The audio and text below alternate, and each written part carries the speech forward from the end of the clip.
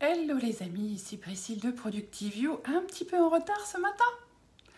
Mais oui, c'est les vacances, alors je me prélasse, je fais des trucs super intéressants. Et parfois je ne vois pas le temps passer, mais c'est pas pour ça que je vous oublie. Alors aujourd'hui, on va reparler un peu d'un sujet sur le confinement et sur le télétravail et notamment sur les couples qui sont tous les deux ensemble à la maison à faire du télétravail, voire certains avec les enfants en plus. Et ce sont ces couples qui ont tous les deux une carrière et qu'il est parfois difficile de gérer les deux ensemble. Alors je vais vous mettre en lien de cette vidéo un article que j'ai trouvé sur HBR, donc Harvard Business Review. Je ne l'ai pas trouvé en français. C'est fort dommage parce qu'il est extrêmement intéressant, d'autant plus que c'est l'auteur de cet article qui s'appelle Jennifer Petriglieri, enseigne à l'INSEAD et dans tout un tas d'écoles de management. Elle écrit dans énormément de revues et j'ai vu aussi des articles d'elle en français, mais celui-ci, je ne l'ai pas trouvé traduit en tout cas. Donc elle intervient dans de nombreuses universités et elle est l'auteur d'un livre qui s'appelle Les couples qui travaillent, Couple That Work. Je ne sais pas s'il est en français aussi celui-là. Enfin, visiblement, elle est très reconnue sur cet aspect de gestion du couple quand les deux travaillent et les deux mènent une carrière. Et elle nous donne des conseils dans cet article. Alors, il est assez long. Je ne vais pas vous le lire parce que, voilà, je ne suis pas là pour vous faire la lecture. Mais elle s'inquiète du fait que, on a vu après la fin du confinement en Chine, notamment, une explosion du nombre des divorces. Et qu'on entend pas mal de blagues aussi sur le fait que, potentiellement, quand on va sortir de confinement en Europe, il peut y avoir aussi un peu le même effet, hein. La petite blague, c'est où tu sors avec un nouvel enfant en cours ou alors t'es divorcé. Donc on espère quand même que ce ne sera pas aussi dramatique pour tous les couples.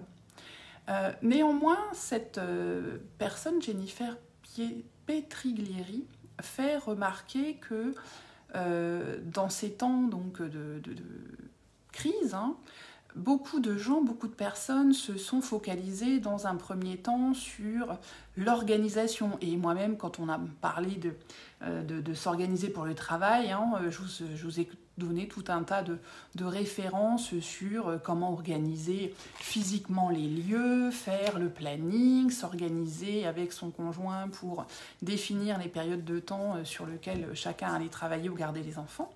Et donc non pas qu'elle dénigre cette partie-là, mais elle a fait beaucoup de recherches au cours des dernières années sur des centaines et des centaines de couples hein, qui fonctionnent ensemble et qui travaillent. Et ce qu'elle suggère de faire et ce qu'elle a remarqué lors de ses études, c'est que les couples qui fonctionnent le mieux et qui durent, hein, surtout quand tous les deux veulent mener une carrière, ils ont créé une espèce de contrat. Dans ce contrat sont définis non pas seulement des aspects, je dirais, matériels ou organisationnels, mais plutôt une gestion des attentes des uns et des autres et une prise en compte des attentes des uns et des autres. Et alors pour ça, elle donne une liste de questions.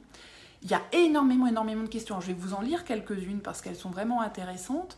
Que chacun donc, des membres du couple hein, doit se poser pour trouver, donc faire un peu la liste de ses réponses et puis ainsi les mettre ensemble avec son partenaire et puis trouver ensuite une organisation qui va convenir aux deux. Voilà. Donc les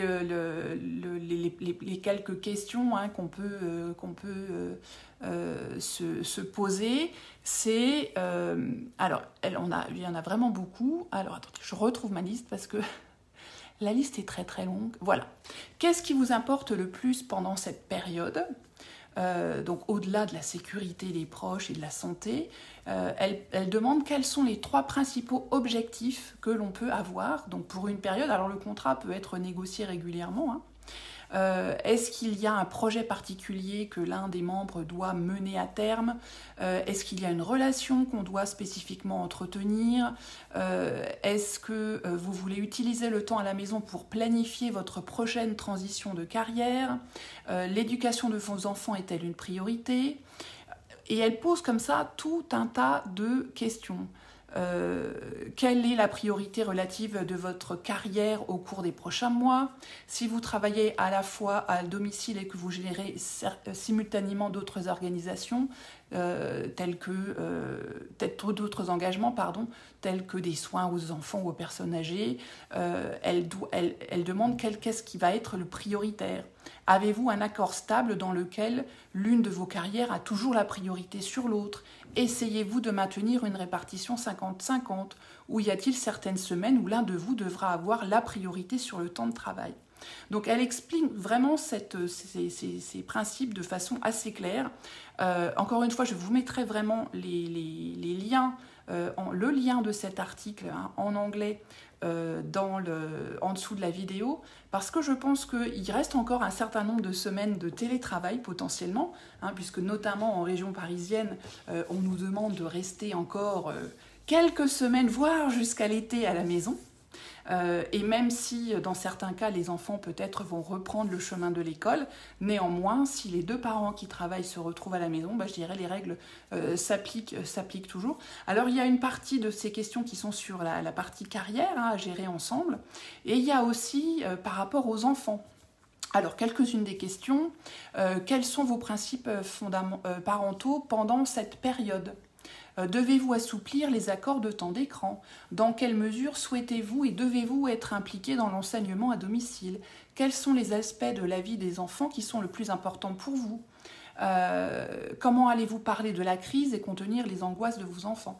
Voilà, donc il y a vraiment plusieurs aspects qui sont décrits dans cet article et qui vont permettre ensuite d'avoir une conversation vraiment ouverte avec son conjoint, de voir un peu où sont les points d'accord, de désaccord, et de trouver, le but c'est un accord sur la façon de gérer au mieux la crise. Et c'est au-delà des aspects matériels de qui va sortir la poubelle ou qui va aller faire les courses.